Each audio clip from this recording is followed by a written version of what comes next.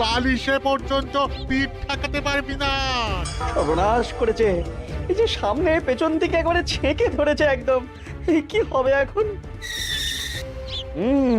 গাছে উঠে পড়তে পারলে বাবাজিরা সহজে নাগাল পাবে না আর। হ্যাঁ, পালানোর পথ নেই, ধরা তোমায় দিতেই হবে আজ। ও আগো, এই যে আকাশে বাতাসে চারিদিক থেকে ঘিরে ধরেছে গো। ওরে বাবা গো, কে আছো? এবারের মতো বাঁচিয়ে নাও গো। না গোপাল দাদা, ওই দামে কি ইলিশ হয়? হয় হয়, চেষ্টা করলেই হয়। সকাল সকাল গরিবের ওপর কি অত্যাচার শুরু করেছো গোপাল? আচ্ছা, দরদাম করাকে কি আজকাল অত্যাচার বলা হচ্ছে নাকি মন্ত্রী মশাই? ন্যায্য দামের চেয়ে কম দামে মাছ কিনছো, এটা কি ওর ওপর অত্যাচার নয়? হক কথা। এই দে রে, ওই ইলিশখানা দে দেখি, কত দাম ওটার? হ্যাঁ, চারা না মন্ত্রী মশাই? ব্যাস এইটুকু? আরে এত কম নিলে সংসার চালাবি কি করে রে? এই নে, 8 আনা রাখ। আরে ও গোপাল দাদা, তুমি কি নেবে গো? পুঁটি দিয়ে দে, গোপালের জন্য ওইটাই ঠিক আছে।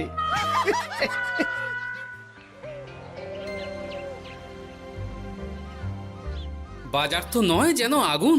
দাও, একটু জল দাও দেখি, খেয়ে প্রাণটা জুড়াই। পুঁটি মাছ কিনতেই এই অবস্থা, ইলিশ মাছ কিনতে বললে তবে কি করবে গো? ইলিশ! ও মা গো, ইলিশের কথা শুনেই যে বিষম খেলে গো। এই জল খাও, জল খাও, জল খাও।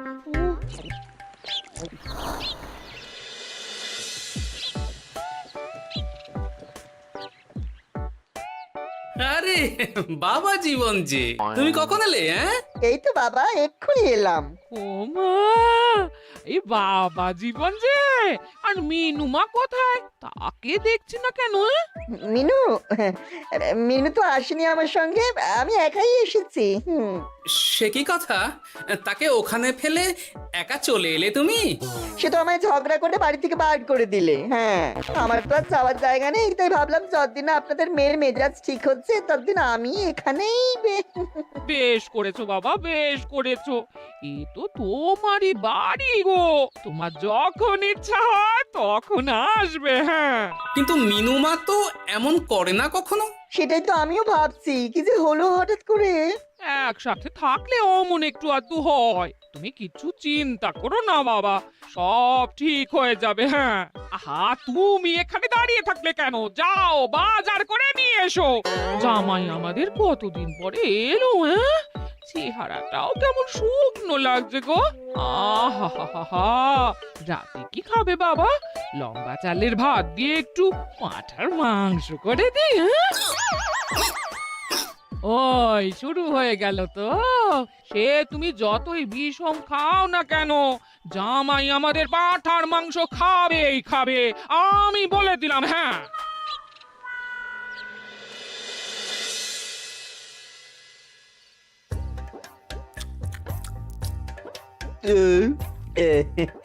খাওয়াতে একটু বেশি হয়ে গেল।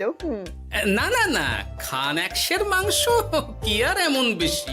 বাবা বোধহয় অবাক হয়ে গেছেন আমার খাবার দেখে। হ্যাঁ, ছি ছি ছি ছি ছি বাবা, এ আবার কি কথা? আগে বলো দেখি, কাল কি খাবে? আরে বাবা, আজকেরটা হজম হতে দাও আগে। তুমি চুপ করো না, আমি তো জিজ্ঞেস করছি ওকে। হ্যাঁ, আসলে মা কি জানেন তো, অনেকদিন ইলিশ খাই না, তাই ভাবছিলাম কি।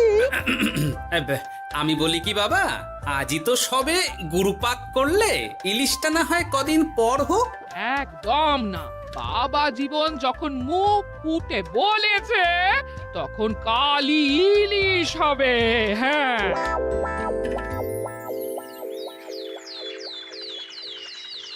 গেছে যখন যাক, বেশি ভেবে আর কি হবে।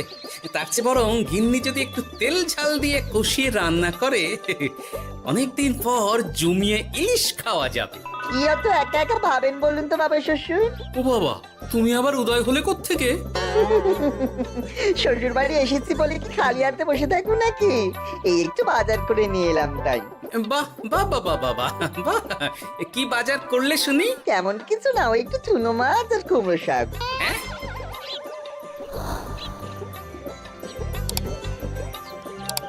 হ্যাঁ নয় হ্যাঁ, বয়সটা তো কম হচ্ছে না তোমার। কাল মাংস, আজ ইলিশ, হজম হবে তোমার? হ্যাঁ, কাল মাংস মানে আমায় তো শুধু ঝোল আলু দিলে তুমি, বাকি সবই ওই। আর চুপ! ওলের সাথে তো কিছুটা মাংস গলে মিশেছে নাকি? সেটা কোথায় যাবে? হ্যাঁ, তা বলে এই চুনো মাছ আর কুমড়ো শাকের ঘ্যাঁট। জানেন তো মা, ইলিশ ভাজার চেয়ে আমার ইলিশ ভাপাটাই বেশি ভালো লাগে। হ্যাঁ, এই নাও নাও নাও, আরো দুটো ইলিশ ভাপা নাও। এই না না, আমি আর পারবো না। পারবে পারবে, সব পারবে।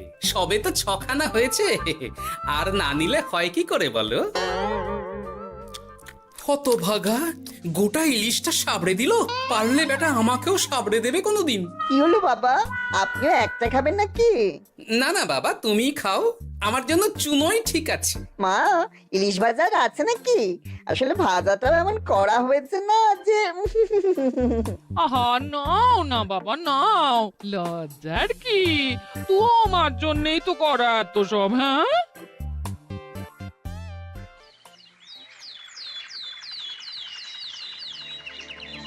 উফ, এই কতদিন পর একটু ভালো মন্দ খেয়ে গায়ে একটু গতি লেগেছে আবার। খিদেটা আরো বাড়াতে হবে। যত খিদে বাড়াবে তত পেট ভরবে, আর যত পেট ভরবে তত শরীর ফুলবে।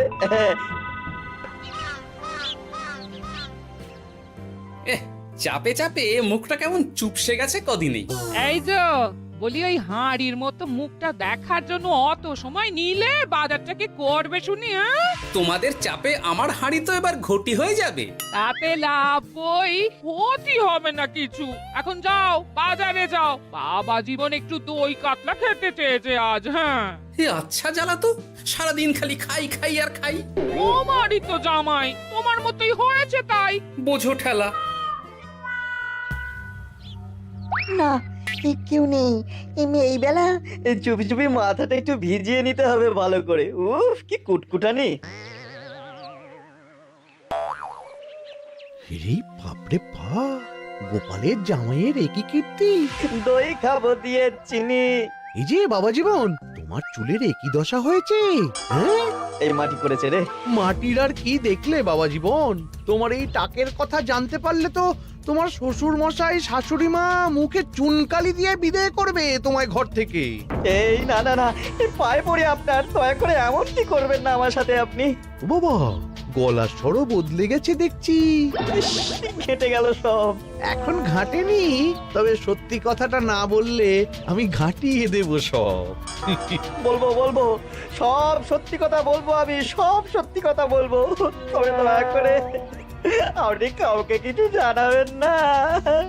বলো তাহলে। আসলে আমার যমজ ভাই গোপালের জামাই, হ্যাঁ, আমার ভাইয়ের গলা একটু পাতলা, তাই ভাইয়ের শ্বশুরকে ঠকানোর জন্য আমিও ওরকম ভাবে কথা বলছি, আর ভাই শ্বশুর বাড়িতে গ্যাট হয়ে বসেছি।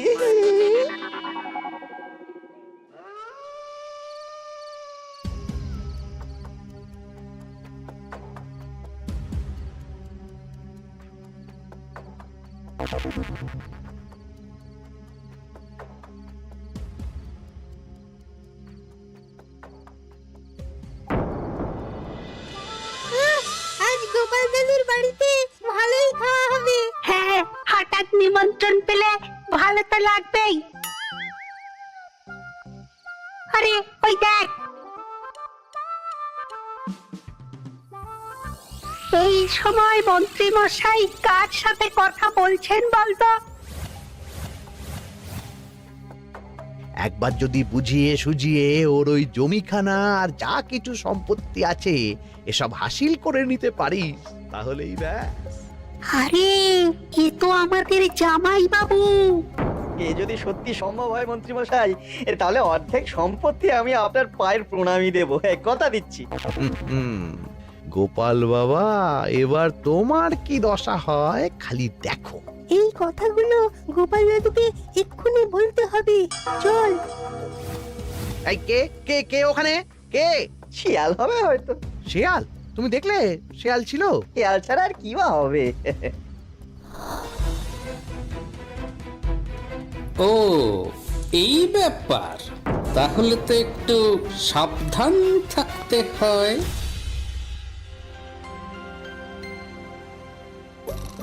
কি হে বাবা জীবন, আর কত ঘুমোবে? তুমি না বলেছিলে আমার চারা গাছের দেখভাল করবে? করবো বাবা, নিশ্চয়ই করবো। তবে গা হাত পাটা তো ম্যাচ ম্যাচ করছে না।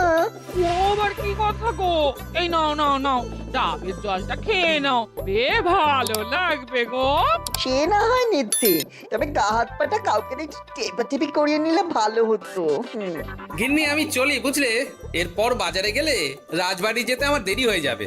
ও সব পরে হবে, দেখছো না জামাই বাবা জীবন কেমন ব্যথায় কষ্ট পাচ্ছে। তুমি বরং একটা লোক ডেকে দাও, বাবা জীবনকে একটু হাত পা টিপে দিক। হ্যাঁ, আরে এখন আমি কোথায় লোক খুঁজতে যাব? খোঁজাখুঁজির কি আছে বাবা, আপনি যদি একটু মানে আর কি বলতেনই তো। আমি আমি কি? হ্যাঁ তা কি বলতে চাইছোটা কি বলো তো? ওহ, তুমিও না সত্যি, সব কথা কি মুখে বলে দিতে হয় গো? আর বুঝতে পারো তো কিছু? বাবা জীবন বলছে তুমি থাকতে অন্য লোকের কি দরকার আছে? তুমি তোর হাত পা টিপে দিতে পারো নাকি? আমি আমি আমি শ্বশুর হয়ে জামাইয়ের গা হাত পা টিপে দেবো?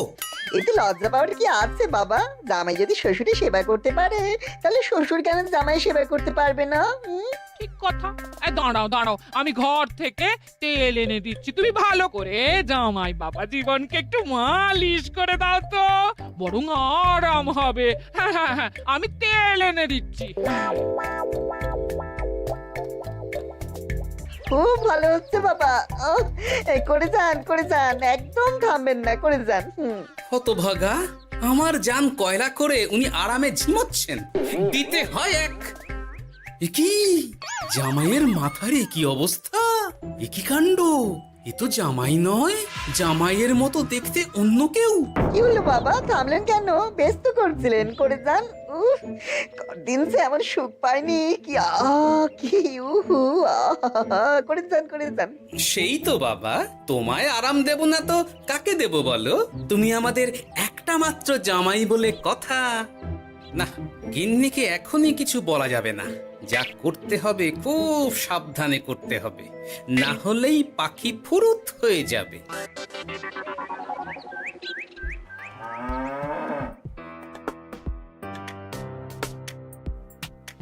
কি বাবা, তুমি এত সকালে? কিছু হয়েছে নাকি? এই তো জামাই, আমি বুঝতেই পেরেছি ওদিকে কোনো একটা ঘোট আছে। শোনো, তোমাকে এখন আমার সাথে কৃষ্ণনগর যেতে হবে, তবে ওখানে গিয়েও কিছুক্ষণ গা ঢাকা দিয়েই থাকতে হবে, সঠিক সময়ে বেরিয়ে আসবে।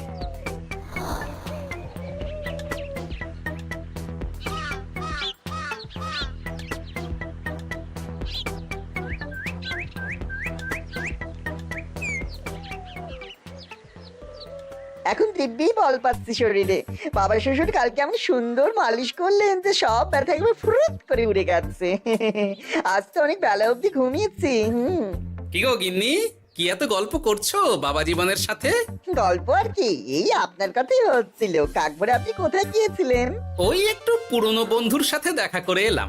তা কি নিয়ে কথা হচ্ছিল শুনি? বেশ, তোমরা কথা বলো দেখি, এখন আমি যাই, অনেক কাজ পড়ে আছে যে ঘরে।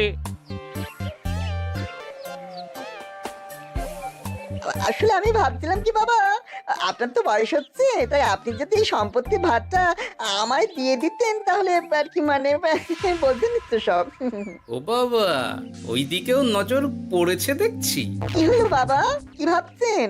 না না, বলো বলো, তোমার কথাই শুনছি আমি। হ্যাঁ, ওই আর কি, আপনি সম্পত্তি আমায় লিখে দিন, তাহলে আপনার কাঁধের ভারটা একটু কমবে। হ্যাঁ, কাঁধের ভার কমবে না আমার কাঁধে চড়ে খাওয়া আরো সহজ হবে? ছি বাবা, আপনি কি বলছেন? আপনি যেমন আছেন থাকবেন, শুধু আপনি না থাকলে তো এত বড় সম্পত্তি আমাকেই রক্ষা করতে হবে। তাই আগে থেকেই সবকিছু বুঝে নেওয়া ভালো, তাই না? তাই আপনি যদি ঠিক কথা, একদম উচিত কথা বলেছো তুমি বাবা জীবন। আমি আজই এক্ষুনি আমার স্থাবর অস্থাবর সব কিছুর মালিকানা দিয়ে দেব তোমাকে, তারপরেই আমার ছুটি, আমি মুক্ত। সত্যি বলছেন বাবা? আপনি আজই আমাকে লিখে দেবেন সব? কি আনন্দ! মিছে কথা কেন বলবো বাবা, তুমি তো আমার নকল জামাই নও, তুমি হচ্ছে গিয়ে আমার 7টা নয় 5টা নয় একটা মাত্র আসল জামাই। কি হলো বাবা, নকল জামাইয়ের কথা শুনে বিষম খেলে নাকি? না না না না বাবা, আমি একদম ঠিক আছি। হ্যাঁ হ্যাঁ, ঠিক তো তোমাকে থাকতেই হবে।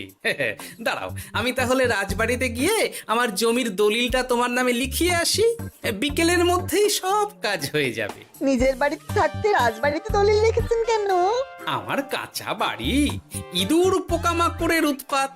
যাই হোক, আমি এলাম। হ্যাঁ, ভূপাল রে ভূপাল, এবার খুলে যাবে তোর কপাল। হ্যাঁ, শোনো জামাই, তোমাকে কিছু কাজ করতে হবে। কি কাজ? চলো, যেতে যেতে বলছি। সবার আগে এক মুহুরির কাছে যাব, কিছু নকল কাগজপত্র বানাবো, আর তারপর তুমি সেই কাগজ নিয়ে যাবে মন্ত্রীর বাড়ি। কিন্তু কেন? কারণ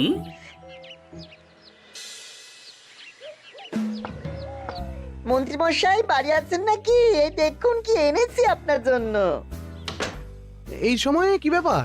আর তুমি সরু গলায় কথা বলছো কেন? বলা তো যায় না, কি কান পেতে কি শুনছেন? যাই হোক, এই দেখুন কাজ হয়ে গেছে। কি এসব? বাবা শ্বশুরের সম্পত্তির কাগজ। বেশি কিছু করতে হয়নি, একটু মাপ চাইতেই লিখে দিলেন সব। তুই করেছো কি? গোপাল এত সহজে লিখে দিল সব? এই নিন, নিজের চোখে দেখুন না। সাব্বাস ভূপাল, সাব্বাস। এতদিনে বেটা গোপালকে বাগে পেয়েছি। কিন্তু সম্পত্তিটা তো আমার ভাইয়ের নামে লিখে নিলাম। আমার ভাইয়ের থেকে আমার নামে কিভাবে হবে? সেসব আমি সামলে নেব। আগে তো গোপালকে ঘর ছাড়া করি। এক্ষুনি চলো আমার সাথে তার বাড়ি। আজই বেটাকে পথে নামিয়ে ছাড়বো। চলুন।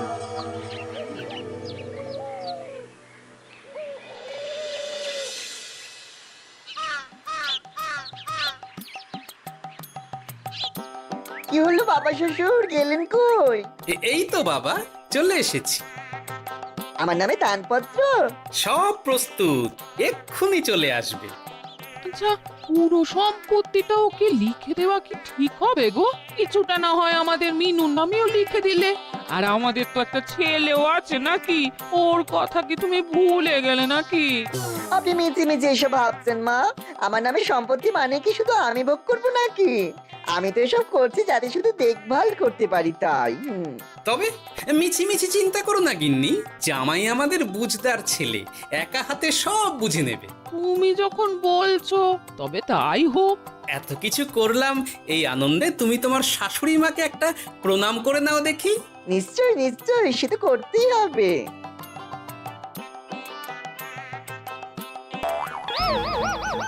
ওমা গো, এত বড় টাক এলো কোত্থেকে? এই, আপনি কি করলেন বাবা শ্বশুর? চুপ! এই তো সঠিক সময়ে মন্ত্রী মশাই এসে গেছেন দেখছি। আসতে তো হতোই গোপাল। সম্পত্তি লিখে দিয়ে তুমি এখন বাড়ি ছাড়তে চাইছো না, তা তো হবে না। তোমার জামাই আমার কাছে নালিশ করেছে। আমি আসল মন্ত্রী মশাই, ওই দেখুন আপনার পেয়ারের নকল জামাই। হ্যাঁ, এই সেরেছে। আসল নকল একসাথে? ভাই তুই? অবাক হলে বাবা জীবন?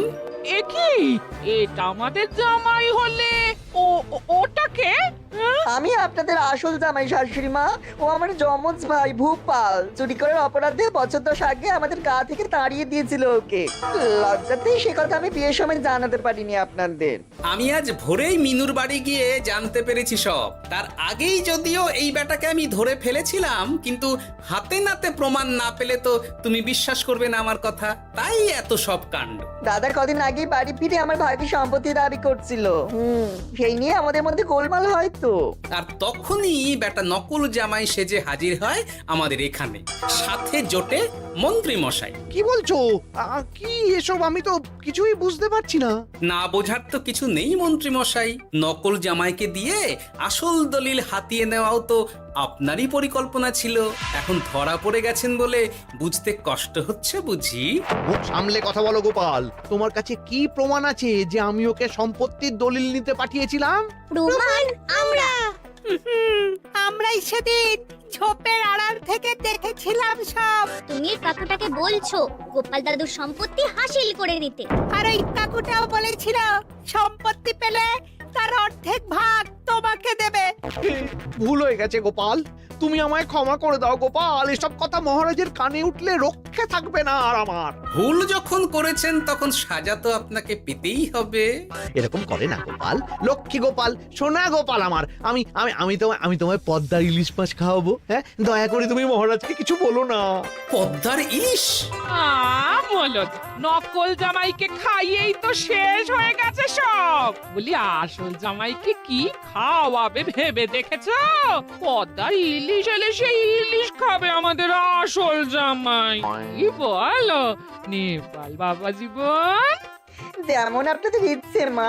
না, নেপাল ভূপালের জ্বালায় ওই চুনোই লেখা আছে আমার কপালে।